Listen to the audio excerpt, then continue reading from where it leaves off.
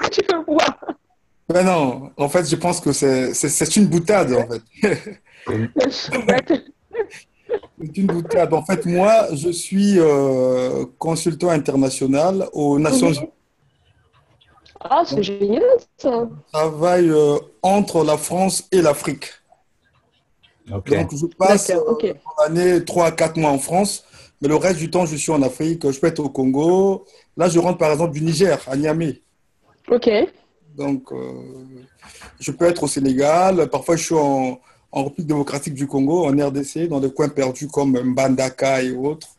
Alors ça, Mhm. quand tu suis son carnet de route, là, tu es estomaqué. Tu te dis, mais, en tout cas, je sens les secousses de la Jeep.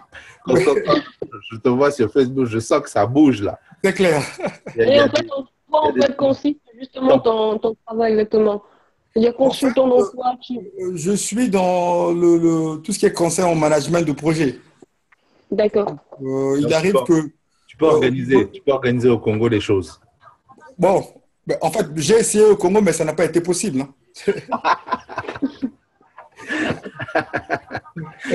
Pourquoi? Pourquoi? On n'est pas des gens ou quoi? Hein? On ne Non, comprend non, pas la gestion de projet. non, bon, pour la petite histoire, ma dernière expérience au Congo, j'ai dû démissionner parce que, bon, je n'étais pas en phase avec les gens du pays. D'accord. Et Donc, les je me gens suis du dit, ben, pays j'allais me veulent quoi? fatiguer. Les gens du pays veulent quoi? Bon, mais en fait, ils n'aiment pas tout ce qui est innovation. Je pense qu'ils sont réfractaires à l'innovation. Quand tu apportes quelque chose de nouveau, ça ne passe pas souvent, en fait. Du coup, D'accord. plutôt que de me fatiguer, je me suis dit, ben, j'avais l'appel du Niger, je suis parti au Niger. Donc Mhm. là-bas, ils sont demandeurs, en fait. Ils sont Bah, ça, c'est les demandeurs. pays anglophones, hein. Moi, j'ai passé 6 mois au Ghana, justement. J'ai passé 6 mois au Ghana et c'est vrai que quand tu te dis, mais je suis en Afrique, mais je suis pas en Afrique, quoi. En fait, c'est une autre mentalité, une autre manière de voir les choses, Tout à même fait. une autre manière de se comporter, en fait, aussi. Donc, mais bon. Non, mais Mais c'est ça, en fait. Donc, qu'est-ce du que tu coup, pourrais, qu'est-ce que tu pourrais nous conseiller à Web, par exemple, toi, en tant que, avec ta profession, qu'est-ce que tu pourrais nous apporter et qu'est-ce que tu penses du projet d'André? Qu'est-ce que tu pourrais, en fait, nous conseiller, en fait, apporter en plus? déjà, je pense que bon, à ce niveau-là, déjà, ce que Andrei propose, ce qu'il a initié, c'est quelque chose d'assez innovant, hein. Je Mhm. pense que même en Afrique, c'est rare de trouver des jeunes qui se réunissent pour parler du pays. Ça, c'est un début. Je pense qu'après, ça pourra aboutir à certains projets concrets. On parle du Mhm. virtuel au réel. Je pense que là, il Mhm. faut que chacun puisse y apporter quelque chose, un partage d'idées. Et comme j'avais dit à André il y a quelques temps, il faut commencer par là et par la suite aboutir à des sous-projets concrets. D'accord. Le Et début, comme... c'est d'abord de faire une sorte de brainstorming, c'est-à-dire Mhm. mettre tout sur la table, parler de tout. Et au fur et à mesure, on prend la stratégie de l'entonnoir. On commence par par le haut, où on met tout, et par la suite, on filtre. On cherche des projets plus pragmatiques, plus réalistes, où Voilà. les gens de la diaspora qui participent activement pourraient participer. Exactement, exactement. Moi, je pense que c'est ça, c'est-à-dire qu'on met d'abord les gens ensemble, on comment on appelle ça, on leur donne un projet global Mhm. où il s'agirait de se mettre en mouvement, euh, montrer qu'il y a des façons de faire qui sont plus pertinentes que d'autres. Tout à Je fait. pense souvent à l'indignation. Les gens sont souvent dans l'émotion, dans comment on appelle ça, la dénonciation. Et ça, c'est des approches qui ne sont pas forcément constructives. Tout à fait. Ça marche à un moment donné, mais à un moment donné, on est habitué maintenant à les entendre crier et il faut à ce moment-là proposer autre chose. Et c'est là où justement BrazaWeb, avec les gens qui veulent y participer, trouve justement les moyens de mettre en relation avec des personnes qui justement proposent des choses. C'est le cas du FID 242 que l'on est en train de soutenir. Tout C'est à le fait. cas de tous les frères qui se battent du côté de la diaspora française, les André Ngombe, les Marcus Kissa avec le mouvement Oris.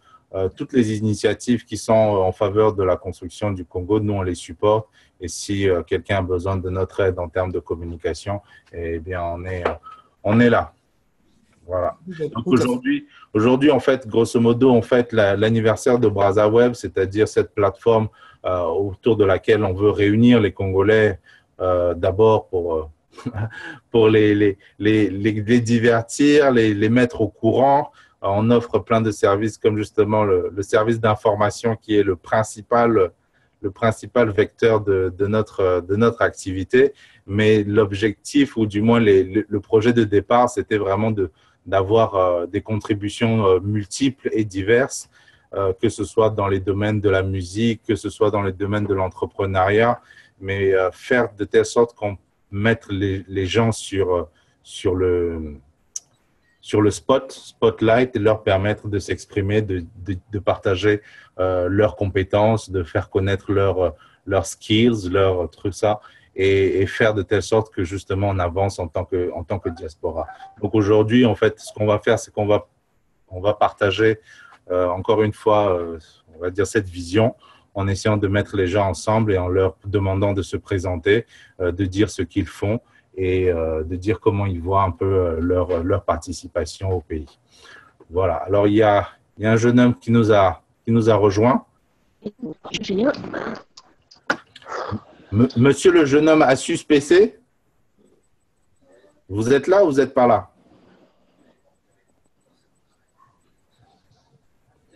Bon, j'en profite pour une minute de pub. Pub pour notre partenaire Teddy Benzo.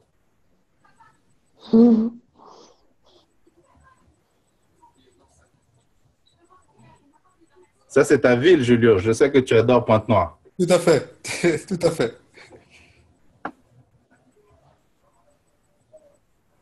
En quoi consiste cette pub, en fait, Ben, c'est de la pub de notre partenaire Teddy Benzo. Ok. Voilà. L'objectif, c'est que vous achetiez et que vous consommiez congolais. Hein? C'est quoi? Oh, d'accord, ok. Voilà. Donc, BrazaWeb, c'est ça. C'est une pléiade de partenaires qui proposent justement des services. Et le service de Teddy Benzo, c'est la musique. Ah, d'accord. Ok. Voilà, fin de la pub. J'aurais fait une recherche sur YouTube. Voilà, tu vois, tu ne le connaissais pas, maintenant tu le connais. Non, je ne sais pas, c'est vrai. C'est Philippe de l'autre côté là-bas qui se cache, qui écrit un bouquin sur une sorte de l'Iliade et l'Odyssée, mais version Brazzaville, quoi. T'imagines, c'est fort. Il y a des personnages en couleur. Je pense qu'apparemment, il a juste envie de regarder, il n'a pas envie de participer. Il y a des gens comme ça qui sont timides, tu vois, on peut pas les forcer à déjà bien qu'ils soient là. Se mettre dans la lumière. Ah ouais, c'est très bien. Donc voilà, chaque dimanche, une conférence, que ce soit le FIT 242 ou un autre Congolais qui a envie de partager, on va dire, son travail, son expérience. C'est ce qu'on veut faire. Alors tout à l'heure, on a eu plusieurs participants qui ont justement donné un peu leur vision des choses. Chacun a exprimé un point de vue et donné justement sa participation, sa vision des choses. La question de...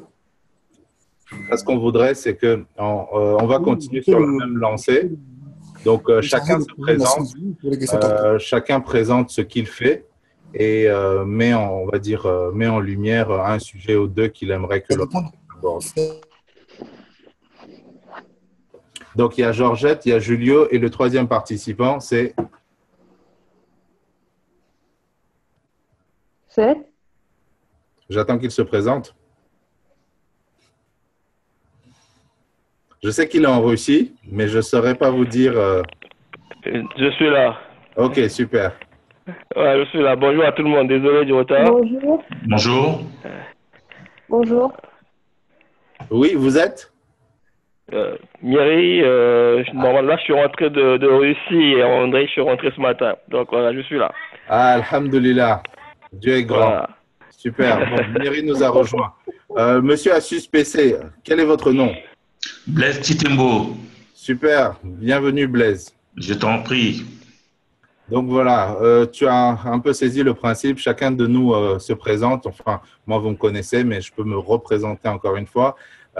Présente en quelque sorte ce qu'il fait et comment il voit le Congo de demain et éventuellement sa participation au Congo de demain. Le Congo étant une grande nation qui n'est pas forcément un lieu géographique, mais un endroit où on est capable de dire ce que l'on pense, de participer depuis le pays où on est. Voilà. Très bonne initiative en tout cas. Super, merci. Je vais donner la parole à notre première arrivée qui est Julio, qui est à Paris. Julio, je débloque ton micro. Go ahead. Donc, bonjour, je suis Julio. Comme l'a dit André, je suis à Paris et je suis consultant international en management de projet, de développement. Je travaille spécialement en direction de l'Afrique, au Congo, au Sénégal, la RDC, le Niger, et avec des petits sauts aux États-Unis à Atlanta. Donc, j'interviens dans le cas des projets financés par les Nations Unies, dans le cas de l'appui au pays. Et souvent, je suis sollicité quand le projet a du mal à démarrer ou connaît des difficultés. Donc, ma mission est de venir renforcer les capacités des acteurs ou de débloquer les situations afin que l'argent débloqué pour les populations arrive aux principaux bénéficiaires. Donc, globalement, c'est comme ça que je pourrais me présenter. Donc, que je poursuive mon speech?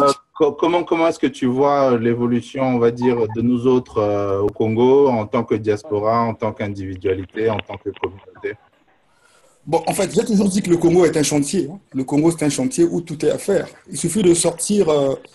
Souvent, je dis qu'il ne faut pas comparer le Congo avec des États développés comme la France et autres, mais il faut juste comparer le Congo avec d'autres pays africains. Il faut même aller juste prendre, je sais pas, un canot, aller à Kinshasa et voir le dynamisme des jeunes de la RDC, autant qu'ils sont dans un contexte de précarité, mais qui s'en sortent. Et quand vous partez, par exemple, au Sénégal, vous vous rendez compte du dynamisme des jeunes sénégalais. Et souvent, je dis même que ce pays fonctionne, le Sénégal en particulier, fonctionne grâce à sa diaspora. Donc, chez nous, le travail à faire, c'est d'abord un grand travail de mentalité. C'est cette raison que je dis, souvent, quand on nomme les ministres de la culture, il doit aussi concourir à changer les mentalités. La culture, ce n'est pas que la musique, ce n'est pas que l'art, ce n'est pas que, comment dire, l'artisanat. La culture, c'est aussi la culture du travail, la culture du résultat. La culture de l'effort. De l'effort. Et il y a aussi l'éthique qui manque. C'est aussi une culture. Donc, en fait, nous qui sommes de la diaspora, le grand travail à faire, c'est parce que nous avons travaillé dans d'autres contextes, appris autre chose que peut-être ceux qui sont au pays n'ont pas appris. Notre travail, c'est aussi de leur apporter, c'est ça l'importance des voyages, de sortir du pays, de leur apporter ce que nous avons appris et qu'eux, ils n'ont pas. Et apporter cette nouvelle façon de voir le monde, c'est-à-dire avoir cette volonté commune, de vie commune. Parce que nous n'avons pas cette volonté de vie commune qui est, moi je pense, le fait d'hommes politiques qui instrumentalisent les ethnies à leur profit, qui sont des leaders ethniques et non des leaders nationaux. Donc, il faut qu'il y ait ce travail, c'est à nous de la diaspora de le faire. Je sais que souvent, quand nous partons au pays, nous sommes mal vus parce que nous venons avec de nouvelles approches de travail, mais il faut souvent forcer les portes et s'imposer. Je pense que c'est par là qu'il y aura un réel changement chez nous. Donc, pour ce premier speech, je m'arrête là. Super contribution, Julio. Je vais passer la parole à Blaise, qui va nous dire où est-ce qu'il est, qu'est-ce qu'il fait, et puis quelle est sa vision du Congo. Bon, ben, écoutez, c'est un plaisir d'être avec vous. C'est d'ailleurs la première fois que je participe à ce genre de forum. Je trouve que c'est une excellente idée. Ça permet aux Congolais de la diaspora de s'exprimer en direct et de partager les expériences. Je suis donc Blaise Titembo. Je suis en France depuis plus d'une vingtaine d'années. Je suis logisticien dans l'aérospatiale et l'aéronautique. Et je suis en même temps vice-président d'un observatoire en France qui s'appelle ORIS. Ouais. Voilà, donc nous venons d'ailleurs là de sortir d'une conférence à l'Union européenne il y a 2 jours. On a été posé les problèmes du pays, comme vous le savez. Donc je connais pas trop le principe de l'émission ou Non, c'est vraiment ouvert. Le principe, on va le trouver après. Très bien. Vraiment, dites comment vous voyez les choses, comment est-ce que nous, en tant que diaspora, on est capable d'avancer. Bon, écoutez, moi je pense que la diaspora est une force, est une vraie force, que ce soit sur le plan économique ou même sur le plan politique, y compris sur le plan du changement de mentalité, comme disait le frangin Enzo tout à l'heure. Le problème, c'est que nos hommes politiques sont frileux devant la diaspora. Ils ont tellement peur qu'ils ne donnent même pas la possibilité à la diaspora de s'exprimer. Voyez-vous, nous sommes nombreux à demeurer en France depuis des années et parfois à décider de rentrer au pays. Moi, je donne mon exemple personnel. En 2009, j'avais tout plaqué pour rentrer au pays. Parce que j'estimais qu'après une vingtaine d'années passées en Europe, il était temps pour moi d'aller dans mon pays pour apporter ma pierre à la construction du pays. J'ai investi tout ce que j'avais comme argent dans un business, mais croyez-moi qu'arrivé sur place, dans les 3 mois que je suis resté sur place avant de tailler bavette, ils m'ont sucé jusqu'à la moelle épinière. Et les gars qui m'ont sucé, ce sont les gens qui travaillent dans l'administration. Ouais. C'est-à-dire c'est des gens qui les responsables sont à côté de toi, comme toi, les décideurs. Parce qu'il fallait donner 500 000 ici pour débloquer un papier, il fallait corrompre les gens pour faire passer la marchandise. Une fois qu'on a réussi à s'implanter, il y a des gens qui viennent vous voir pour les 10% parce qu'ils veulent rentrer dans le capital. C'est incroyable, c'est vraiment incroyable. Comme disait l'un des hommes politiques du moment, le général Moukoko sans le citer, pour que notre pays retrouve sa dignité, sa fierté, il faut qu'au-dessus, c'est-à-dire à la tête du pays, qu'il y ait quelqu'un digne, méritant, qui ait une probité morale, mais vraiment sans tâche, qu'il soit exemplaire, que ce soit dans le comportement ou dans les actes posés. En ce moment-là, nous retrouverons enfin une forme de dignité qui permettrait aux Congolais d'avoir le goût du travail, le respect de la chose publique et l'effort. Voilà. Mais juste une question, penses-tu qu'un seul homme peut faire ça, peut suffire? Un seul homme? C'est ça la question? Ah, apparemment, on a perdu… non, mais je sais pas si vous m'entendez. Oui, un seul homme. Est-ce qu'un seul homme… Non, je ne pense pas qu'un seul homme soit capable d'apporter un changement, mais il peut l'impulser.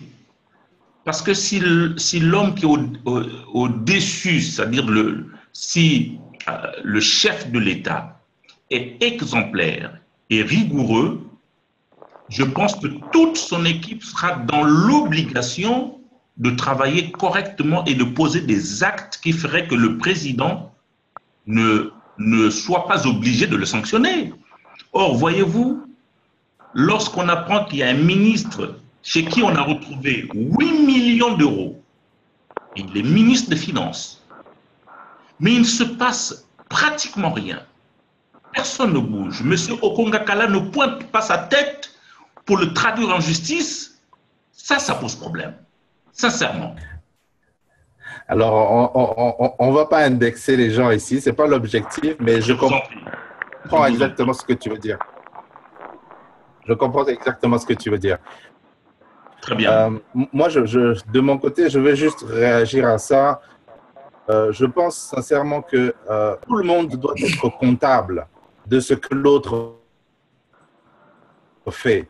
Si Tout à toi, fait. tu fais mal, je dois te dire tu fais mal. Je dois te dénoncer auprès des autres. Tu comprends? De telle façon à ce que tu corriges ton comportement. Donc, je ne vais pas attendre que ce soit l'homme parfait, le sauveur, Jésus-Christ qui arrive sur le trône du Congo pour dire oui, maintenant je vais commencer à travailler, maintenant je vais commencer à être quelqu'un de sérieux, maintenant je vais arrêter les bis-bis et je vais commencer à respecter la loi. Non, ça part du taximan qui justement prend un feu ou un virage à contresens. Ça passe de la maman qui oublie exprès de donner la monnaie.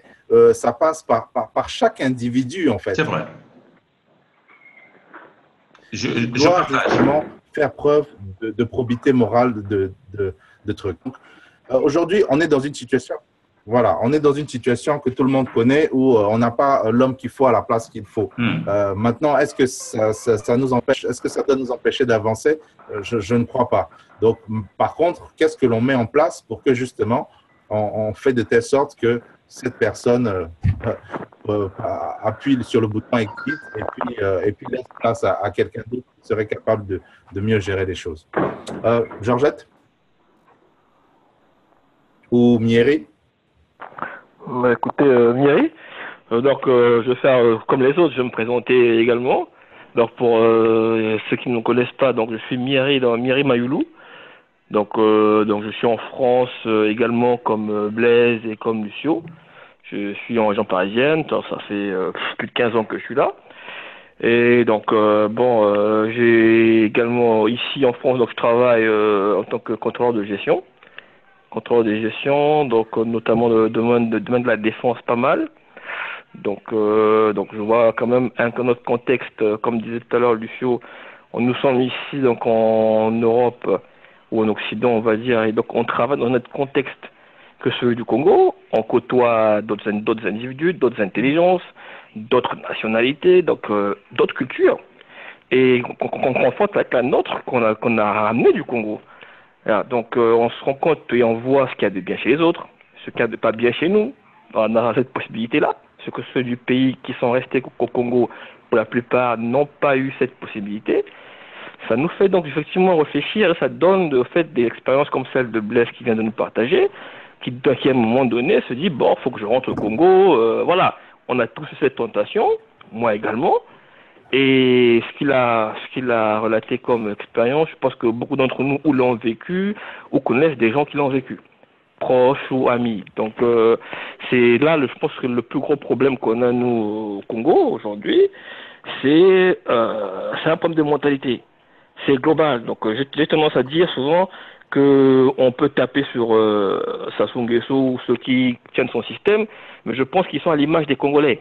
C'est vrai. Ils nous ressemblent. Voilà, ils sont à l'image des Congolais, ils nous ressemblent, ils ne sont pas différents de nous.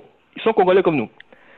Et donc, mais pour certains d'entre eux, ou ils sont restés dans ce moule du PCT depuis trop longtemps, donc ne peuvent pas réfléchir autrement, ou ne veulent justement pas réfléchir autrement parce qu'ils ont vu autre chose, mais ils considèrent que ce qu'ils ont satisfait leur ego et leur vie. Et ils s'en foutent donc de la collectivité. Donc, c'est à nous, je pense, Blaise l'a dit, la diaspora que nous représentons est effectivement une grosse force. Et les politiques congolais, aussi bien ceux qui se disent politiques sur la place de Paris ou en Occident, que ceux qui sont là-bas, ils ont conscience de cette force en fait représentée par la diaspora. Et le problème qu'ils ont, c'est qu'ils n'appréhendent pas encore très bien comment ils peuvent contrôler cette diaspora. D'où le rejet. D'où ils se disent non, voilà, c'est ça je pense. Ils rejettent cette diaspora parce qu'ils ne peuvent pas, ils se disent comment on va les contrôler. Voilà, c'est des Congolais comme nous, mais qui vivent à l'extérieur. Donc, comment on va contrôler pour que on puisse continuer à perpétuer ce qui se passe actuellement? Parce que c'est une classe politique qu'on a au Congo qui a été formée dans le même moule, qui sont à peu près de la même génération, bien qu'il y a des gens de notre génération également qui commencent à y entrer dans ce système-là, mais qui, eux, vont aussi dans le même sens que ces aînés-là. Sinon pire, Voilà. sinon pire. Sinon pire. Voilà, on a des exemples bien frappants que nous connaissons tous. Sinon pire. Donc, c'est tous ces gens-là, c'est la même classe, c'est les mêmes réflexes qu'ils ont. Ils ont tous tété à la même mamelle. Et je ne crois pas que tous ces gens-là, pour la plupart d'entre eux, veulent changer quoi que ce soit au fonctionnement actuel du Congo. Pourtant, ils sont conscients, ils voient très bien que ça ne va pas, que c'est de mal en pire, que vraiment c'est le système actuel, avec tout ce qui se passe en plus, avec les élections, les fraudes sur les élections, le référendum qui est une mascarade, l'élection présidentielle, n'en parle même pas. Le Congo va mal. Les Congolais ont prouvé par leur vote en mars qu'ils en ont marre également de Sassou et de son système. Et ce système ne leur apporte pas du bien. Au contraire, ça fait du mal au pays, ça fait du mal aux Congolais. On est la risée de tout le monde en Afrique. On est la risée de tout le monde auprès de, même en Occident. Parce que Blaise a parlé justement, il était à l'Union européenne. Donc ils ont rencontré des gens là-bas, ils ont entendu des choses là-bas sur le Congo. Donc je pense que tout ça, quand on écoute tout ça, moi j'étais encore récemment en Russie, mais quand on parle du Congo, franchement c'est où on n'arrive pas même le mettre sur la carte du monde pour un Russe, ou alors il te sort des choses qui datent voilà, des années 70 quoi. Voilà, donc le Congo aujourd'hui, où il n'existe pas, où il existe mais pour de mauvaises raisons.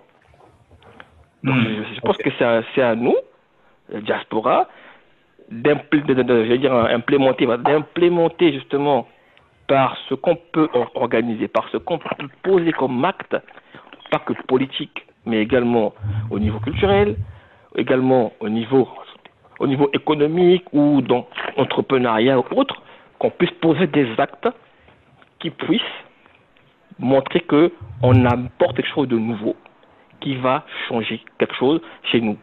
Mais pour cela, Blaise, il est à Euris, dont je connais certains. Moi, je suis au CNAT, qui est également une organisation qui est ici sur Paris. Tout à fait. Donc, nous sommes tous d'autres dans les organisations ou pas, mais nous sommes tous à la base congolais, et c'est ça le plus important.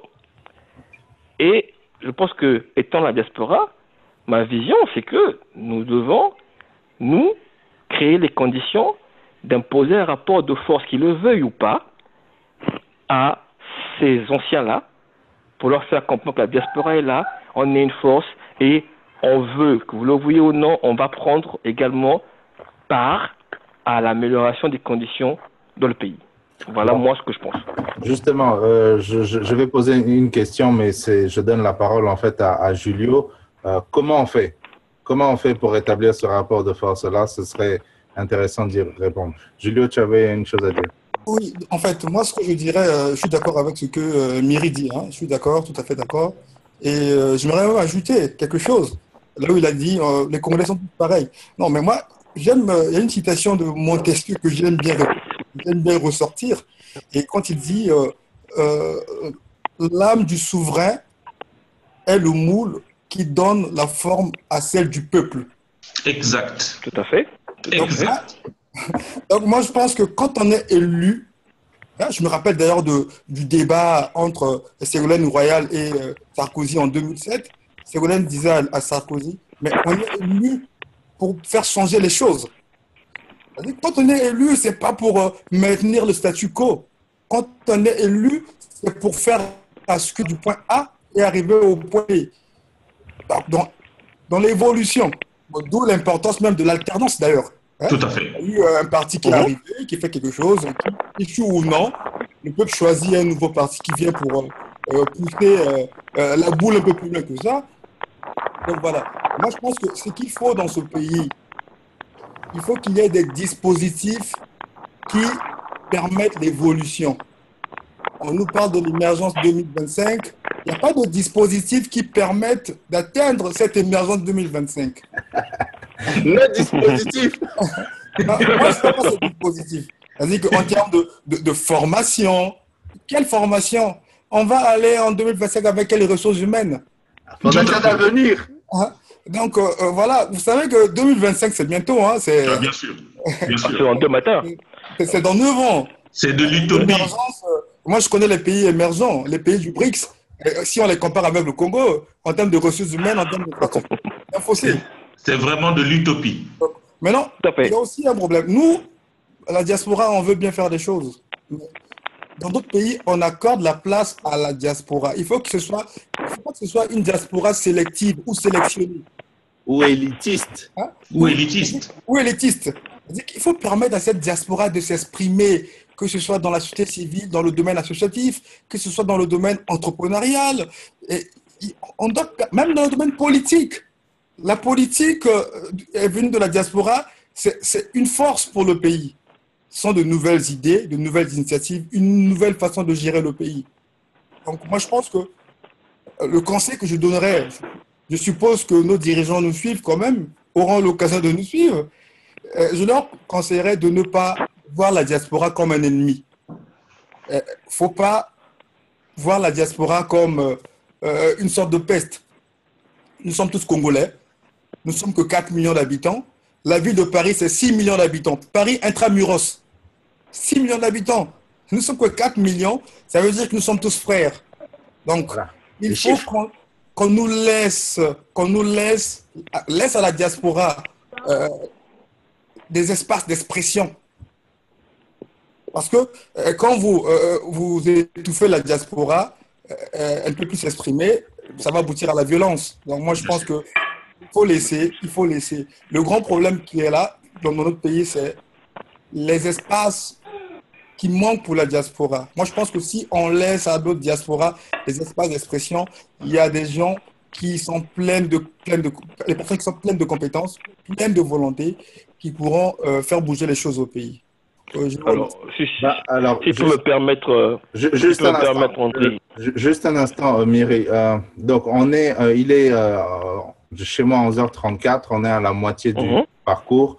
Je vais vraiment vous demander de continuer, c'est super. Il faudrait que tout le monde ait la parole, mais je veux d'abord faire un instant de pub. Très bien.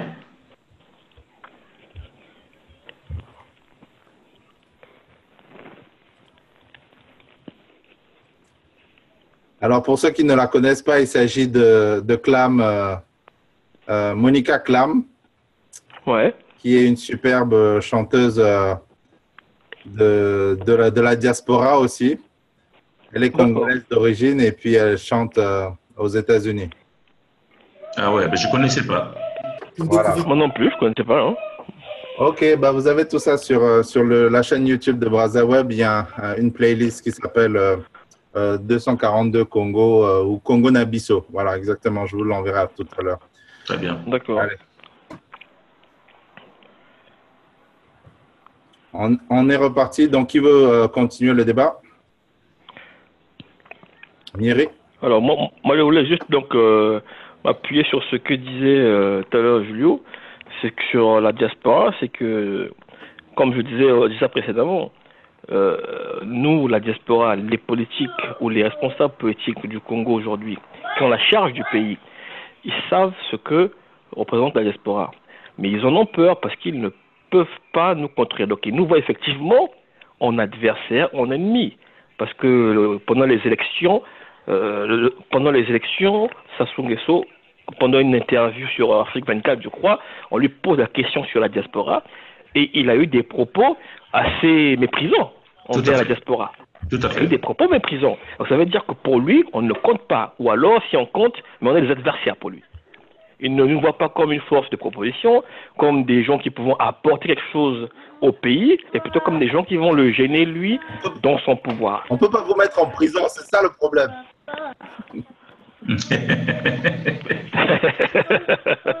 mais est-ce que c'est une solution de mettre les citoyens en prison à cause de leur opinion? Mais non. Ah ben, y a deux façons de faire. Il y a la carotte et il y a le bâton. Si tu peux ni carotter ni bâtonner les gens, ben, tu ne te sers à rien.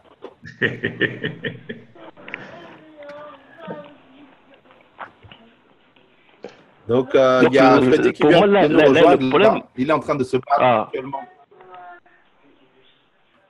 Juste pour dire où est-ce qu'on en est. Freddy, on est avec 3 personnes qui sont sur la place de Paris. Il y a Georgette qui est du côté de Québec et toi, tu es à Winnipeg. Oui, c'est ça. Je laisse finir son intervention et puis ensuite, je passerai la parole au suivant. N'oubliez pas la seule femme qui est avec nous, qui n'a pas, Ah qui bah n'a ouais, toujours ça pas la serait bien parole. parce que là, je commence à me sentir un peu seule là. C'est clair. Ne soyons pas misogynes. Alors, tu seras la Tout à prochaine fait. alors. Ah, Myri? Non, je dis tout à fait. Tu as fini Alors ton propos? Mhm. Ok. Georgette, it's your turn. Ouais, bah, merci André. Ah, donc, finalement, en fait, moi, j'ai entendu un peu ce qu'a dit Myri, ce qu'a dit Enzo et Blaise, c'est ça? Et Oui, c'est ça. je suis d'accord avec chacun d'entre vous, mais avec quelques nuances, dans le sens où, pour moi, en fait, c'est vrai qu'on est très focalisé sur ce qui se passe au pays, mais la réalité est là, pour moi, c'est que actuellement au pays, en fait, on n'a pas beaucoup de moyens d'action. C'est ça la réalité, en fait. Tout à fait. Tout à fait. D'aujourd'hui, c'est que aucun d'entre nous peut avoir une réelle action sur ce qui se passe au pays, parce que tout simplement, comme on disait, le gouvernement en fait travaille de telle sorte que justement, qu'en dehors de lui, il n'y ait personne qui ait le pouvoir de dire oui ou non, ou bien en fait on veut faire ci ou faire ça. Ça c'est clair et net. C'est qu'à un moment donné, il faut accepter la réalité telle qu'elle est, et en fait voir à notre niveau nous ce qui peut être réellement être fait. Et moi, le sentiment que j'ai, c'est que au niveau de la diaspora, ok, tout le monde veut faire, mais tout le monde va dans différentes directions, malheureusement. Et je crois que c'est ça, et c'est là où en fait on perd beaucoup du pouvoir, en fait, du pouvoir d'action qu'on pourrait, enfin du pouvoir et de la pression qu'on pourrait avoir sur le pays en fait actuellement. Dispersion des Je pense énergies. que, Tout à fait. voilà, je pense qu'actuellement ce qu'il faudrait faire, c'est justement, c'est un peu comme un général en fait, à un moment sur le terrain en fait de bataille en fait, faire un petit peu la comptabilité des forces qu'on a actuellement sur place nous, avant de partir en guerre vers autre chose. C'est-à-dire qu'il faut d'abord travailler, que la diaspora travaille d'abord sur elle, c'est-à-dire qu'elle cherche d'abord en fait à savoir quels sont les moyens d'action qu'elle a réellement en fait. D'abord faire une comptabilité de ça, et ensuite avant de pouvoir penser à mettre une action en marche au niveau du pays. Parce que c'est pour ça que finalement en fait on est comme disait Myri, on est méprisé parce que je veux dire que moi personnellement j'ai le même sentiment quand des fois je regarde sur internet, c'est chacun son action, chacun son appel, et chacun en fait dit à différents moyens. Donc même pour moi des fois, pourtant je suis fait partie de la diaspora n'a pas vraiment de crédibilité. Parce que c'est à chacun fait ce qu'il veut et ce qu'il pense. Et des fois, je suis désolée de le dire, même dans les actions que je vois en fait sur le net et ailleurs, je trouve qu'il y a beaucoup d'égoïsme en fait. Les choses sont dites oui pour porter les idées qu'on a, mais en fait, l'idée générale et l'intérêt général n'est pas vraiment pris en compte. Moi, c'est le sentiment que j'ai actuellement. Je peux te poser la question, c'est le sentiment que tu viens de donner, de l'égoïsme, c'est un exemple pour le matérialiser? Un exemple tout simple, c'est que des fois, moi, je reviens là-dessus encore, je veux dire, donc, c'est vrai que par exemple, quand on avait parlé en fait à la désobéissance civile, la première fois, quand on a appelé les gens à sortir dans la rue, ou bien la deuxième fois, quand on a appelé les gens à rester chez eux, au Congo. Ok, c'est bien, moi je suis d'accord avec ça, ça motive les gens y croyaient, ils sont partis dehors et tout, mais à un moment donné, il faut être réaliste.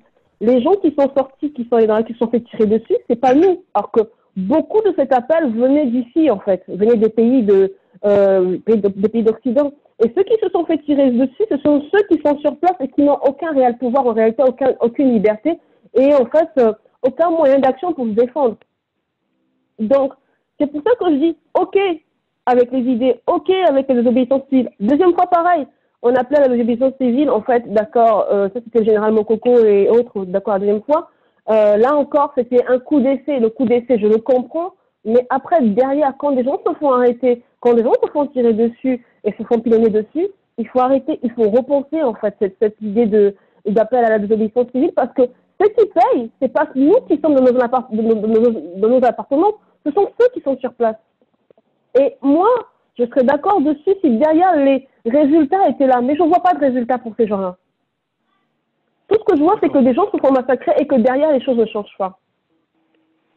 Je peux me permettre. Je comprends. Attends, non, mais laisse-moi juste finir et puis après, tu pourras en fait te dire, en fait. Donc voilà. Donc, en fait, moi, ce que je voudrais, en fait, à un moment donné, et je dis, il y a beaucoup de choses comme ça. Et pareil, je vois des opposants, en fait, entre guillemets, qui un jour sont opposants, le jour d'après, sont, en fait, font partie du gouvernement. Donc, moi, sincèrement, et tous ces gens-là, enfin, soi-disant partir à un moment donné de la diaspora. Moi, combien j'en ai vu qui étaient là de la diaspora, partir au pays pour trouver des postes, et une fois qu'en fait, ils étaient au pays, installés dans des postes très confortables, oublier qu'ils étaient, en fait, là pour défendre les intérêts du peuple. J'en ai vu tellement. Rentrer dans un système de corruption comme si rien n'était. Donc, c'est pas pour détruire et critiquer, mais je pense qu'il faut à un moment donné aussi être honnête sur ce qu'on est et sur ce qu'on veut faire et sur ce qu'on voit pour pouvoir aussi déterminer ce qui se fait et ce qui se fait pas correctement en fait chez nous aussi. Tout à fait. Et ce n'est que comme ça que nous, on va avancer et on va construire.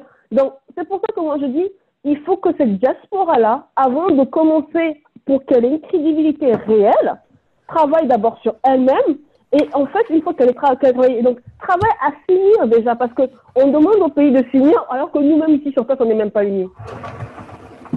C'est ça. On n'arrive pas à créer d'action. Un point, oui. Je veux dire, on n'arrive même pas à créer d'action, en fait, une action cohérente. Mais il n'y a que ça qui va faire qu'à un moment donné, les gens vont voir, en fait, ils vont se dire, ah, regarde, en Europe, ils arrivent à faire ça ensemble. Peut-être que nous, on peut faire pareil aussi. Et en fait, j'ai vu tellement de pays se construire sur des fonds privés, sur des gens, une diaspora extérieure. Il y a des pays qui se construisent comme ça. Je suis allée, en fait, en ce moment, au Libéria, en fait. Ce qui se fait, ce ne sont pas les Libériens, ils sortent de la guerre, d'Ebola et tout, mais ce sont ceux des États-Unis d'ailleurs qui sont en train de reconstruire ce pays-là. Tout à fait. En Sierra Leone, c'est pareil. Moi, ça fait 6 mois. J'ai passé 6 mois, en fait, dans cette région-là. C'est ce que j'ai vu. Donc, mais maintenant, moi, ce que je me dis, c'est que de l'autre côté aussi, moi, j'ai vu André lancer des appels sur, une fois, en fait, sur des actions et tout. Dès qu'on parle d'argent, il n'y a plus personne. C'est vrai. Donc, moi, je suis d'accord pour parler, pour discuter. Si derrière, il y a des actions qui sont réellement là, et quand chacun arrête de voir sa petite personne se mettre en avant, mais qui est vraiment cette envie et cet amour réel de changer les choses. Moi, à un moment donné, je suis fatiguée. Sassou Nguesso, tout ce qu'il est, son gouvernement, on l'a compris. Corruption, mauvais, satanisme, tous les noms qu'on peut leur donner. Mais nous, à notre niveau, à nous, concrètement, qu'est-ce que nous faisons pour nous unir et pour créer des actions cohérentes? Moi, c'est la question que j'ai. Donc voilà, j'ai fini. Très bien. Permettez-moi de rebondir. Je voudrais juste aborder dans le même sens que mademoiselle Ndinga. En tout cas, j'approuve. Je suis entièrement d'accord avec ce que vous venez de dire. Mon frère et compatriote Mieri sait très bien que l'idée de la création du Conseil national de la résistance, donc le CNRT, était une idée extraordinaire. Sauf que les Congolais, ils veulent tous être leaders. Ils veulent être des patrons d'associations. Exactement. Ils veulent tous montrer qu'ils sont intellectuels. Exactement. Ils veulent tous montrer qu'ils ont la solution. Or, il suffirait que la diaspora se regroupe au sein d'une seule et même structure, qu'on fasse tomber nos égos, que l'amour du pays prime avant nos propres intérêts, nous n'aurons même pas besoin de faire 1 an ou 2 ans. Le pays, les portes seront ouvertes. Parce qu'on deviendrait en ce moment-là incontournable. Exactement. Or, qu'est-ce qui se passe? Chaque chapelle politique joue sa petite musique dans son coin pour attirer l'attention de l'oreille ou de l'œil de Denis Sassou Nguesso. Les plus jeunes, dès qu'il y a une petite proposition, ils plongent, ils joignent. Exactement. Pour aller rouler dans des grosses cylindrées pour qu'on leur appelle ministre ou député. Non, mais ça fait pitié de voir que nous soyons incapables de nous retrouver, de nous organiser. Bonjour à vous. Blaise, bonjour. Je n'avais plus d'accueil. Gervais. Ouais, ah, Gervais là. Ça, c'est un ancien disparu du beach qu'on a retrouvé. Comment vous allez? Très bien. Très bien, merci. Merci de rejoindre la discussion. Alors, je veux juste faire un point. On a à peu près 13 minutes qui nous restent, donc je vous demanderai vraiment d'aller à l'essentiel. Il y a une autre session qui va avoir lieu donc 1 heure après, et ce sera la dernière, à moins que… Hein? les gens veulent continuer. Mais grosso modo, il est 19h du côté de… Il sera 19h à ce moment-là du côté de Brazza et 20h côté Paris. Donc, on risque d'être entre Américains seulement pour discuter. Voilà, donc Gervais, tu viens d'arriver. L'idée, c'est quoi? C'est que tout le monde, on va dire, se présente, dit un peu ce qu'il fait et comment il voit sa vision pour le pays. Vision qui peut être une vision personnelle ou une vision, on va dire, politique ou une vision simplement américaine, des choses. Hein, tu es libre, hein, il n'y a aucune restriction de ce côté. Il y a Freddy Mahongo du côté de Winnipeg qui a une proposition à faire. Est-ce qu'il veut être leader? Ça, c'est la question qu'il faudra lui poser. Mais ce que je veux faire, je voudrais faire intervenir Myri 30 secondes pour ensuite donner la parole à Freddy Mahongo.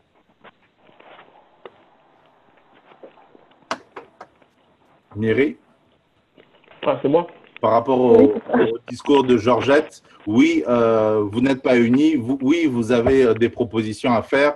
Comment est-ce que vous faites pour vous mettre ensemble et partager une même vision? Alors, Georgette a parfaitement raison. Parce qu'elle elle a résumé, elle a clairement résumé le problème qu'on a et Blaise a dit la même chose. Le problème qu'on a aujourd'hui à la création du CNAT. Donc Blaise y sait, l'idée de base du CNAT, c'était celle-là. On disait que tous les Congolais qui sont dans des associations ou pas, qu'on se mette dans un truc qu'on appelle un Conseil national de la résistance, de transition, que tous on soit là, une seule structure, pour que on puisse, quand on interroge la diaspora congolaise, on dit la diaspora congolaise, c'est telle structure. Et on y est tous. Ça fait une unité d'action, une unité également dans la réflexion, mais également dans la projection qu'on pourrait avoir aussi bien ici que là-bas. Mais les égos de chacun de nous, tout le monde, chaque Congolais se voit à la place de Sassou. Donc chaque Congolais se voit beau, parfois plus beau que ce qu'il est. Mais ça fait que l'idée du CNAT dès le départ a été tuée dans l'œuf par les mêmes personnes qui sont venues discuter de la création du CNAT. Tout à fait. C'est les mêmes qui ont tout de suite après voulu tuer cette idée. Tout à fait. Tout le monde est reparti dans sa chapelle, tout le monde a voulu parfois recréer un CNAT. Le problème, il est là. Donc aujourd'hui, je le dis clairement, et je pense qu'on ne s'en sortira pas, nous, diaspora. On ne pourra pas être efficace si effectivement on n'est pas unis dans les actions qu'on mène. Ça, c'est clair. Ok, super. Voilà. C'est un message très, très clair. Freddy, maintenant que tu es réveillé, tu peux donner le boost. Merci beaucoup. Merci à tout le monde. Georgette, Myri, André, les autres frères aussi que je pourrais connaître. Merci pour vos contributions. Nous connaissons le même mal, le leadership des organisations. Ça a été toujours un problème crucial et qui tue même nos organisations. On ne sait pas encore, on n'a pas encore atteint cette maturité qui permettra de connaître un leader et puis la soutenir jusqu'au terme de son mandat. Et puis, par la suite, se permettre d'être voté ou changer le leadership. Ouais, on comprend tout ça. C'est même pour cela que nous proposons au niveau de Winnipeg ce forum-là qu'il appelle le FIT 242, rassembler toutes ces tendances, ces organisations. Je suis un peu touché l'explication donnée pour le CNRT. Je pensais qu'il devait créer aussi quelque chose de fantastique, mais ce n'est pas perdu. Le Congolais est en train de grandir mentalement et puis intellectuellement. Je crois que l'idée peut être encore là et puis on va essayer juste de retravailler sur le concept et puis faire encore des propositions. Donc, s'il y a possibilité de mettre tout le monde encore pour le débat que nous allons faire en ligne avec tous les membres. Ce sont des consultations sur le forum de la diaspora. Donc, ça permettra que chacun de nous donne des points de vue dès le départ. L'idée, principal, c'est de rassembler toutes ces tendances-là autour d'un simple concept qui peut peut-être être appelé c'est un Conseil national de la résistance, c'est-à-dire maintenir le même truc ou bien changer. En tout cas, mais l'idée, c'est de rassembler et puis bâtir une seule structure. Je vous conseille demain de passer à 20 heures de la France. Heure de Paris, ouais. Oui, et puis 14 heures de Montréal, 13 heures de Winnipeg. Nous pouvons avoir le même débat, se poser des questions et puis essayer de voir comment on peut participer à ce forum-là. Et le forum, tu maintiens les dates prévues, c'est ça? Oui, nous maintenons les dates prévues pour permettre que nous puissions voir. Jusqu'alors, on a déjà pas mal de gens qui se sont enregistrés qui pourra faire de forum que ça puisse participer. Donc, je ne vois pas qu'est-ce qui empêcherait encore que nous puissions aller de l'avant. Donc voilà, je résume. Donc, on a une diaspora. Chacun a, on va dire, a ses objectifs et chacun a sa façon on va dire, ses propositions de solutions. Il y a Oris d'un côté, il y a le CNRT de l'autre, il y a des gens qui sont, qui sont simplement participent aux marches devant les ambassades. Donc, il y a diverses actions qui sont menées. Maintenant, tout ça là, c'est de l'énergie qui est éparpillée. Maintenant, ce qu'il faut faire, c'est rassembler cette énergie-là autour d'un projet, pas autour d'un homme, autour d'un projet. Tout à fait. Exactement. Congolais. Il y a une proposition qui a été faite du côté de Paris, le congrès des Congolais. Bon, voilà. Seulement, c'est un congrès qui vient d'être mis en place dans l'urgence. C'est mon opinion à moi. Tout à fait. Ils n'ont pas suffisamment communiqué là-dessus. Ils n'ont pas suffisamment pris le temps d'étaler les choses dans le temps. De notre côté aussi, de l'autre côté du Canada, c'est un peu la même chose. On est dans une situation où on est obligé de faire quelque chose maintenant, tout de suite, parce que sinon les énergies vont justement s'éparpiller. Il y a deux initiatives, l'une à Paris, l'autre le mois suivant du côté du Canada. C'est une proposition qui est faite. Oris également travaille du côté de l'Union européenne au niveau du lobbying.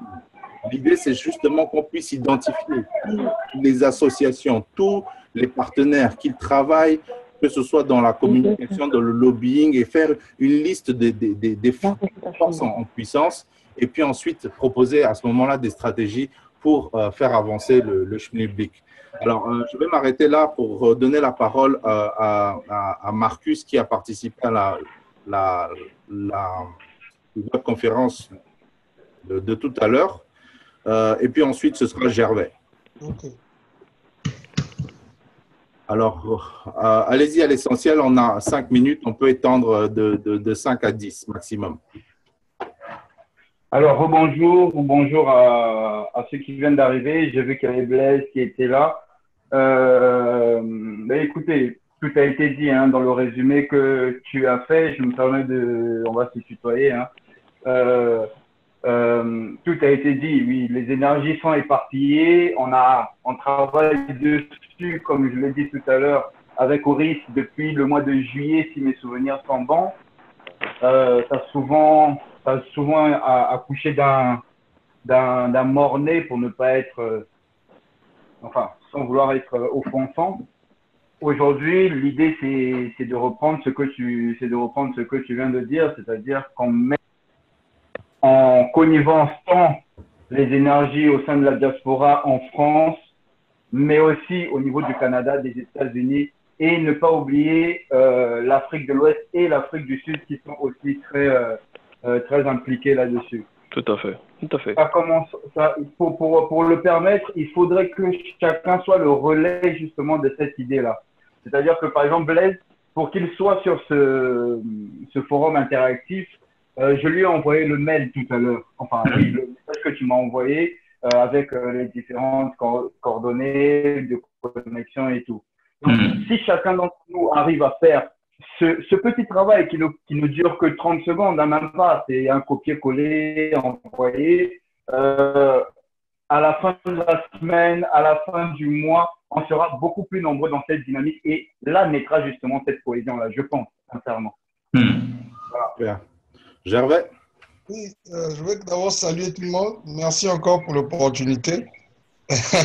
Ça fait des années, je dois dire, que je n'ai pas vu les trois quarts d'entre vous. Pour ne pas dire une dizaine d'années. Euh, euh, je voulais dire que quand j'ai vu l'opportunité de pouvoir partager quelque chose comme ça, j'ai jump dessus. Je n'ai même pas beaucoup réfléchi. Et effectivement, je suis très fier et content de voir que les Congolais, malgré tout ce que les gens peuvent dire ou tout ce qui s'est passé ou quoi, on a toujours cette urgence où, quand on sait qu'il est le moment de venir ensemble, on vit ensemble. Ça, je veux dire que ça fait chaud au cœur à beaucoup d'entre nous qui ne sont pas directement connectés à la communauté congolaise depuis très longtemps. Et je veux le dire, une des bonnes raisons, c'est parce que mon frère qui est là, qui nous a donné l'opportunité, c'est quelqu'un lequel on était très proche depuis le Maroc. Donc, ça m'a motivé de venir sur la table un peu plus vite. Mais ce que moi, je voudrais offrir ou partager, c'est un peu plus long, donc je pense que je vais attendre la prochaine heure pour entrer en détail. Mais je voulais juste dire que nous, ici aussi aux États-Unis, moi, je suis à Atlanta maintenant. Je suis donc en Géorgie, ici. On a aussi des idées qu'on veut partager, mais bon, c'est un peu plus profond. La première question que je poserai d'abord à tout le monde, c'est qu'est-ce qu'on essaie d'obtenir? C'est d'abord ça. Qu'est-ce que nous sommes en train d'essayer d'obtenir? Est-ce que c'est quelque chose d'immédiat? Est-ce que c'est quelque chose pour le futur? Et puis maintenant, je pourrais détailler un peu plus la vision que j'ai. Ok, c'est parfait. Donc, je pense que tout le monde est chaud déjà pour écouter cette vision-là.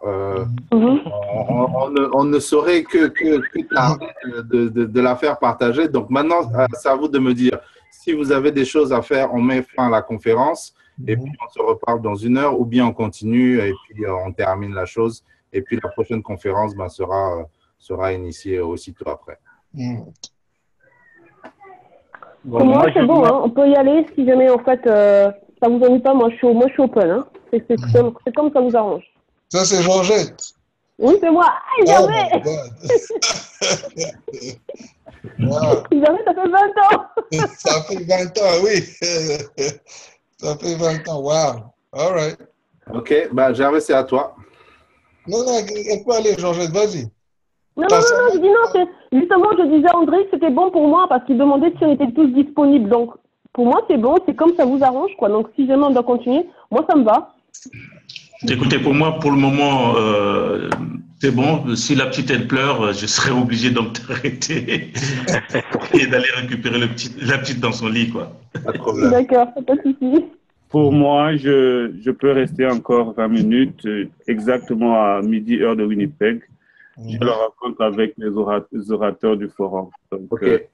Marcus? Moi, je vais y aller. Je dois conduire, je dois amener la petite famille chez la famille. Je voulais juste donner mon avis par rapport à la question que j'ai de ce projet. Est-ce que c'est immédiat ou c'est sur le long terme? Je pense que les deux sont possibles. On peut réfléchir dans les deux sens. Mais on a besoin de monter ce projet immédiatement. C'est-à-dire que on n'est pas collé à un calendrier, mais on a besoin quand même de drainer les énergies positives maintenant avant qu'elles ne commencent à s'essouffler pour ne pas juste là. Après, de pouvoir le faire maintenant, c'est que sur le long terme, plus on avancera, plus les gens prendront conscience de la nécessité de la chose et s'embriqueront naturellement sur le projet qui sera défini. Voilà mon avis. Je vous laisse. Je suis désolé. J'essaierai de me reconnecter tout à l'heure. Merci. Salut Marcus, à toutes. Allez, ciao. Merci. Ciao. Oui, Gervais. Donc, tu avais une vision qui est une vision certainement. Oui, elle est quand même, bon, je ne sais pas, comme les autres vont joindre dans une heure, je ne suis pas sûr si je dois tout détailler, mais je vais vous donner quand même un petit résumé. Hein? Nous aussi aux États-Unis, j'étais à Ohio avant que je vienne en Géorgie. Et j'ai partagé avec certains frères congolais là-bas au Ohio. J'ai vécu au Michigan aussi, donc j'ai quand même, je suis connecté quand même à quelques communautés ici aux États-Unis de Congolais. Mais l'une des choses que j'essaie d'essayer de put my mind around, c'est qu'est-ce que nous on veut faire? Est-ce qu'on veut faire quelque chose qui va changer le Congo dans les 5 prochaines années? Est-ce qu'on veut faire quelque chose qui va aider dans la situation d'aujourd'hui que nous tous on connaît, qui n'est pas la meilleure situation du monde, dans laquelle on vit depuis 30 ans? Maintenant, le problème que moi j'ai vu chez nous, dans nos communautés, et j'ai beaucoup eu cette discussion avec les Congolais, j'ai partagé un peu aussi sur Facebook avec certains collègues, compatriotes, c'est l'histoire de qu'est-ce qu'on fait en fait? Est-ce que c'est seulement des partis politiques qu'on va continuer à faire comme nos parents ont fait? Parce qu'il faut dire deux choses. Le Congo est basé sur ce que les Congolais connaissent. C'est la politique, l'armée, et comment tu appelles ça? Et bon, de l'autre côté, à part l'être politicien, c'est l'histoire de, bien sûr, les opposants, la diaspora et tout ça. Le problème, c'est que j'ai l'impression que chacun proteste, chacun crée son parti, chacun fait son truc, mais on a l'impression, que chacun essaie de répéter la même chose que qu'on vit déjà aujourd'hui avec le pouvoir qui est en place maintenant. Alors moi, ce que j'essayais de suggérer, c'était d'abord de s'asseoir. On a des difficultés à t'entendre. Okay. Ça coupe, attends, ça coupe énormément. Ici, là. Ok. Je vais fermer mon Uber.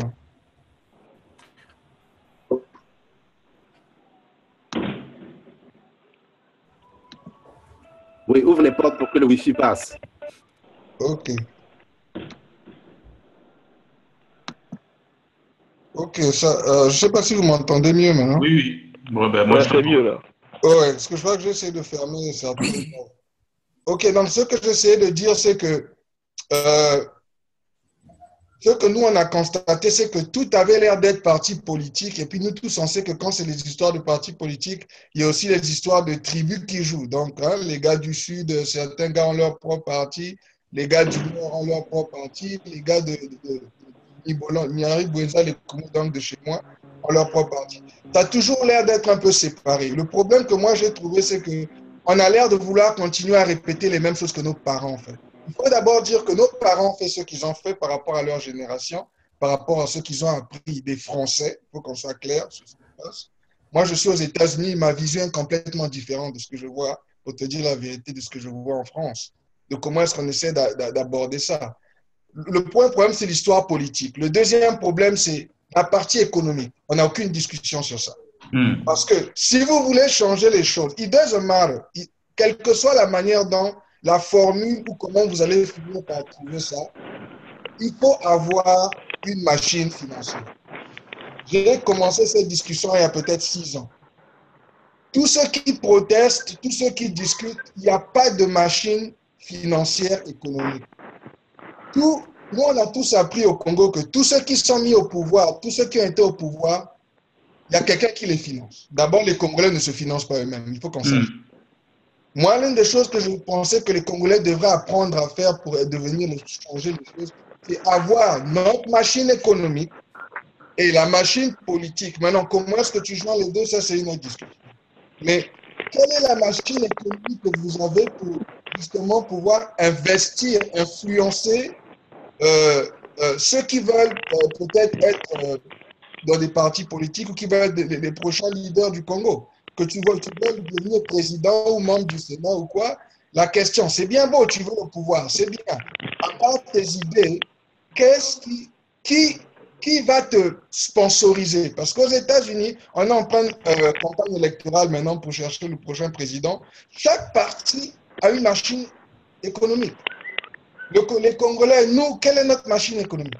Qui finance? Quelle est l'idée derrière? Qu'est-ce qu'on fait pour... Parce que ce n'est pas seulement pour la nouvelle personne, mais c'est aussi pour reconstruire le Congo. Donc, cette machine-là va aider à faire deux choses. Mais le problème, c'est qu'il n'y a aucune discussion sur...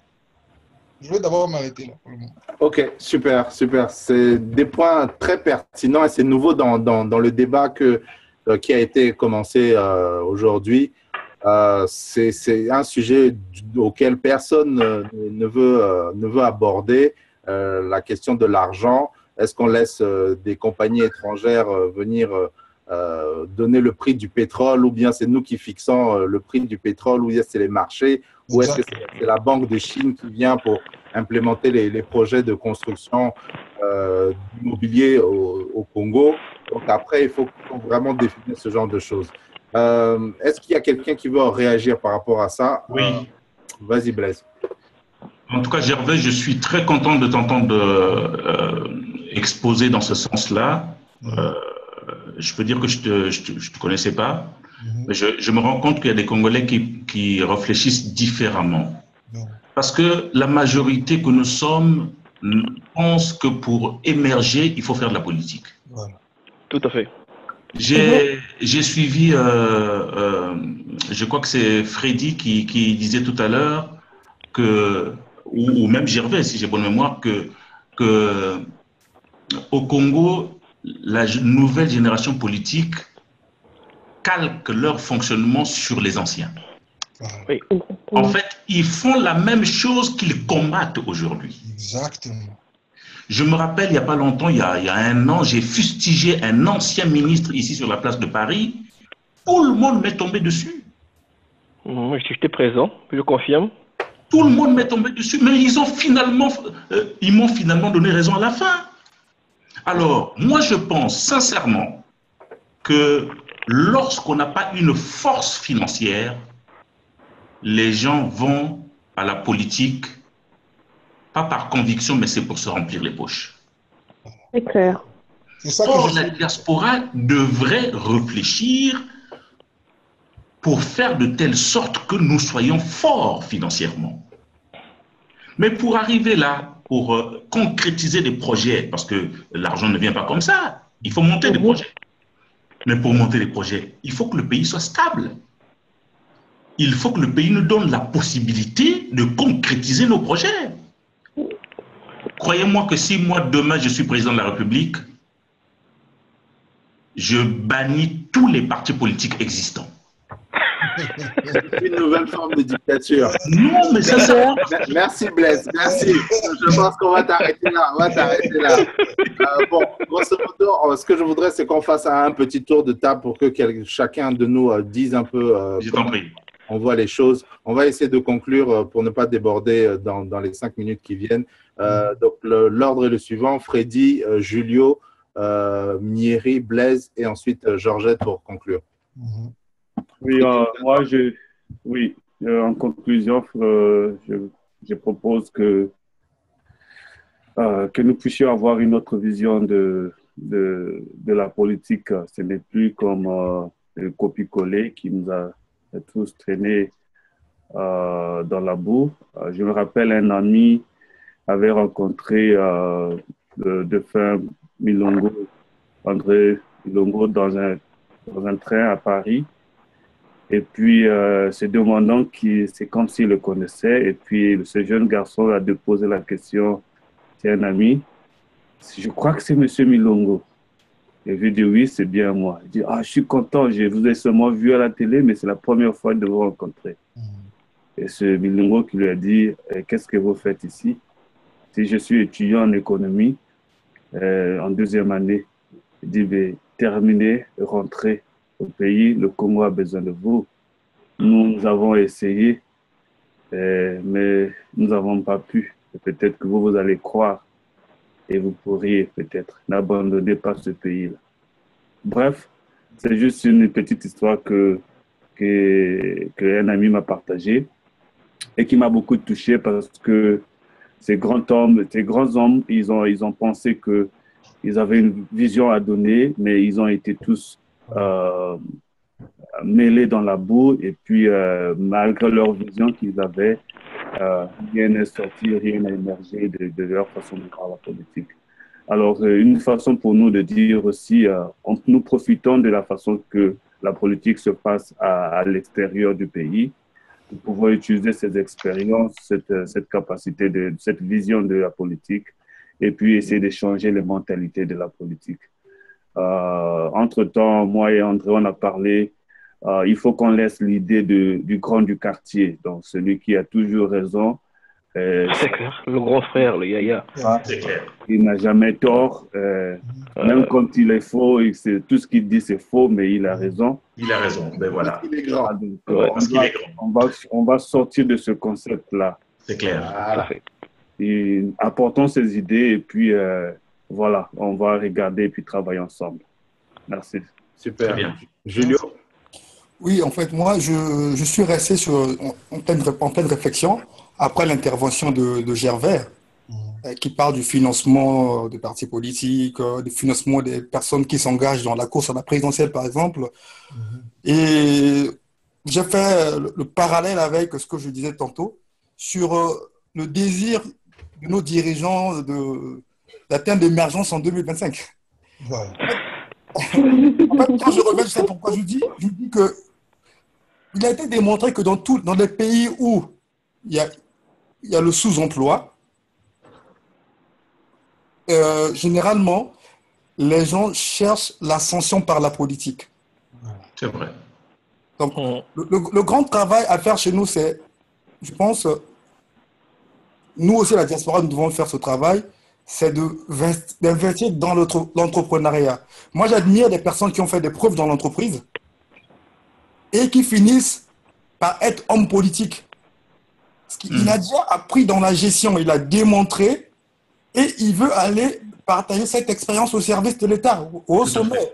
Je prends le cas du Bénin avec Patrice Talon, qui était un grand chef d'entreprise. Il a en même temps financé des campagnes présidentielles de Yahi Boni. Aujourd'hui, il est au sommet de l'État. Il a prouvé dans la gestion. Même Yahi Boni lui-même a été un grand banquier avant d'être président de la République. Je pense que le grand travail chez nous, c'est un maximum d'investissement dans la création de l'emploi et occuper les personnes qui n'ont pas d'emploi et qui se disent que, écoutez, je n'arrive pas à avoir un emploi, mais peut-être dans la politique, je vais me remplir les poches, comme le disait Blaise. L'argent facile. L'argent facile. Donc, c'est ce travail. C'est pour cela que je disais au début de notre débat qu'au Congo, tout est à faire. Je me donne encore 10 minutes et puis c'est bon. Donc, je vais m'arrêter là pour ne pas me poser la parole. En fait, ce sont des réflexions qui devraient guider nos prochains échanges. J'arrive. Merci. C'est clair, Julio. C'est clair. Ok, parfait. Donc, c'est le tour de Myri. Alors, moi, je vais pas faire des redites. Donc, je suis d'accord avec tout ce que Julio a dit, également ce que Freddy a dit. Il faudrait que la diaspora, et je reviendrai sur ce qu'a dit simplement Urgette, et la diaspora, pour qu'on puisse avoir un impact sur le Congo, il faudrait qu'on soit unis. La diaspora congolaise ne se limite pas à celle de Paris, parce qu'on a des spécimens à Paris qui pensent qu'ils sont la diaspora. Ben oui, bien sûr. Dans leur discours, c'est ça. Donc ils pensent que c'est Paris et le centre du Congo, j'en sais rien, et que c'est eux qui ont les solutions et c'est eux qui représentent les Congolais de l'étranger. Tout à Bref, fait. ils ont tout faux cela, et je leur ai dit, je ne suis pas gêné, et donc les Congolais de diaspora, il fallait qu'on soit unis, et deuxièmement, Georges, en parlant tout à l'heure des problèmes de l'argent, il a mis le point sur l'essentiel. Quand on veut vraiment faire de la politique, il faut avoir de l'argent. C'est clair. Donc, si on veut faire la politique, il faut avoir de l'argent. Si on veut être une force d'influence, une force qui peut apporter un changement, mais il faudrait que ce soit également pas qu'une force en termes d'idées, mais également une force économique. Donc, ça veut dire qu'une force qui a de l'argent. Et le troisième point que je voudrais dire, c'est un peu une question, parce que j'écoutais Julio tout à l'heure qui disait à peine qu'il faudrait effectivement apporter une expérience au Congo, travailler au Congo, machin. Moi, la question que je voudrais soumettre, peut-être pour la causerie de tout à l'heure ou après, c'est la diaspora. Aujourd'hui, il y a un ministre de la diaspora qui s'appelle Ngakoso, ministre des Affaires étrangères et des Congolais de l'étranger. C'est le titre qu'il a. Tout à fait. La diaspora que nous sommes à l'étranger, est-ce que donc, dans nos réflexions, il sera poussé l'idée de prendre un contact avec ce ministre de la diaspora Qui l'a voté? Ça, c'est une question que je peux se poser. Voilà, qui l'a voté? Moi, c'est déjà la question que je me poserais. Qui l'a voté, sa légitimité pour parler au nom des Congolais? Déjà. Donc, moi, personnellement, c'est une personne que je ne me vois pas aller voir. Ça, c'est clair. Donc, maintenant, après, peut-être qu'il y a d'autres frères qui ont d'autres idées là-dessus. Mais il faudrait que ce genre de choses, comme on discute au niveau de la diaspora, savoir quel est le positionnement clair de la diaspora aujourd'hui par rapport à ce pouvoir qui, pour moi, est légitime. Parfait. Donc, et qui est un ministre de la diaspora. Parce que quand j'écoute Julio, ce qu'il dit peut être pris aussi dans le sens de disant des Congolais qui sont ici, qui malgré le pouvoir qui existe au Congo et les méfaits qu'il a et qu'il met en place sur le peuple congolais, que malgré ça, si on veut, on peut aller travailler avec eux. Ça peut être dans ce sens-là et ça peut être polémique. Non, voilà. Je pense que tu l'as mal compris. Oui, voilà. On est d'accord sur cette question. On va pas y répondre. Donc, c'est la question que je voulais se mettre, mais on est d'accord alors. Ok. Très bien. Voilà. C'est pas ce que j'ai dit en fait. Ok. Georgette, ce serait ton tour. J'ai entendu en fait tout ce que vous avez dit par rapport en fait à la diaspora et tout. Le fait en fait le financement des candidats, le fait qu'ils devaient avoir une carrière derrière, un financement personnel pour pouvoir en fait présenter comme candidat. Moi personnellement, je trouve qu'on est encore loin de tout ça. Oui. Je voudrais surtout souligner le fait que la diaspora aussi, ce n'est pas seulement ceux qui sont diplômés, c'est aussi les femmes de chambre congolaises, hein, le petit balayeur du coin. Et je pense que ça, les étudiants aussi. Et je pense que ces gens-là, il faut les valoriser parce que mine de rien, aujourd'hui, pour créer une entreprise, il faut toutes ces personnes-là. Et ces personnes-là aussi ont leur importance et il faut les valoriser. Je me dis parce que moi, autant j'ai travaillé en bureau, autant j'ai travaillé dans la rue en balayant. Donc, et j'en suis très fière parce que j'ai gagné mon argent de cette manière-là.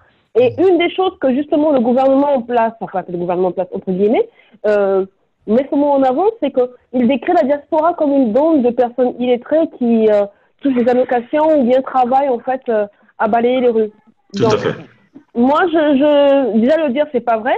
Et aussi, une chose aussi, c'est que nous, en tant que diaspora, on doit travailler sur notre mentalité, en fait. Parce que, justement, cette mentalité de Congolais, là, comme en fait, tu disais tout à l'heure, c'est qu'en fait, on crée une nouvelle génération de politiciens, mais qui a la même mentalité que ceux d'avant. C'est-à-dire que, diplôme, moi j'ai ceci, moi j'ai cela, moi j'ai ceci.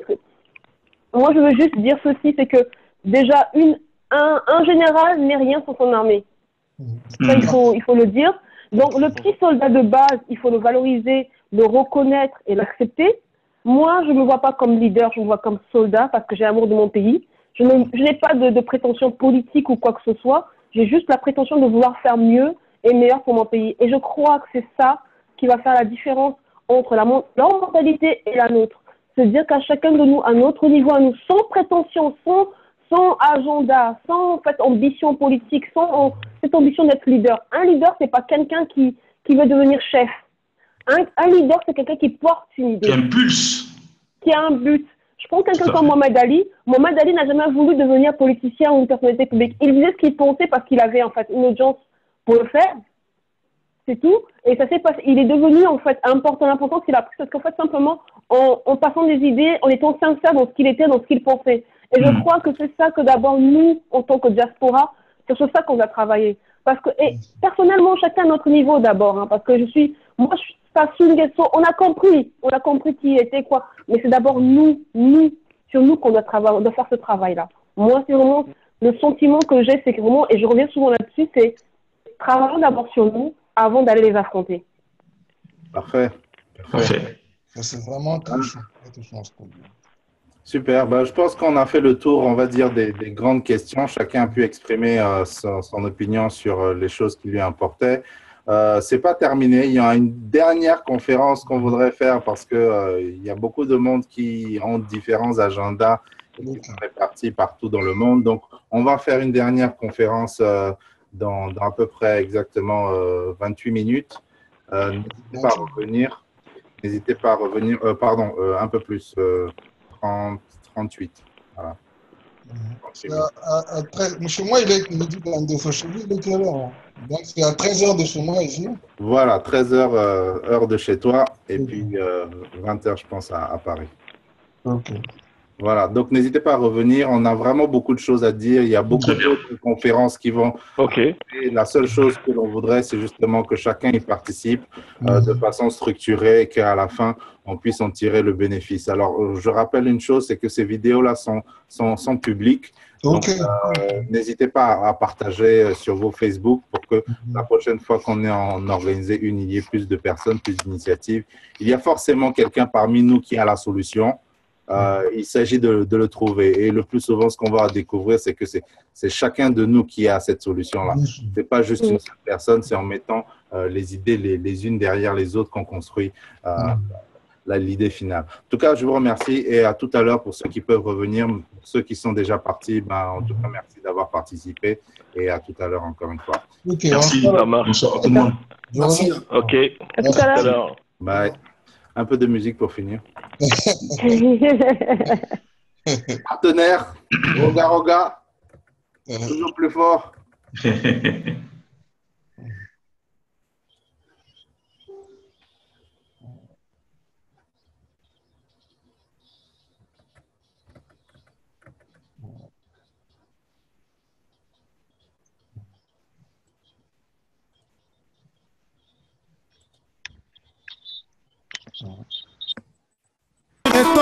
Ça c'est vrai. Bazalaka na kanda mingi ya ba politicien ya mboka yo na kwataka bango na internet surtout kuna na Facebook metro boulot dodo wana quotidien nanga richesse na ngai bilamba na mapapa chapeau rouge nalingi nazonga mboko yo o nalingi nazonga Congo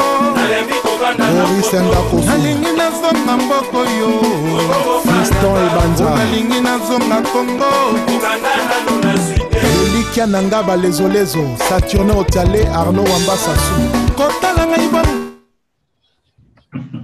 Voilà, c'était l'anniversaire de Brazaweb et on espère vraiment vous avoir tout à l'heure. Merci en tout cas à tout le monde de votre participation et keep in touch. À tout Merci. Ok, à tout à l'heure. Bye.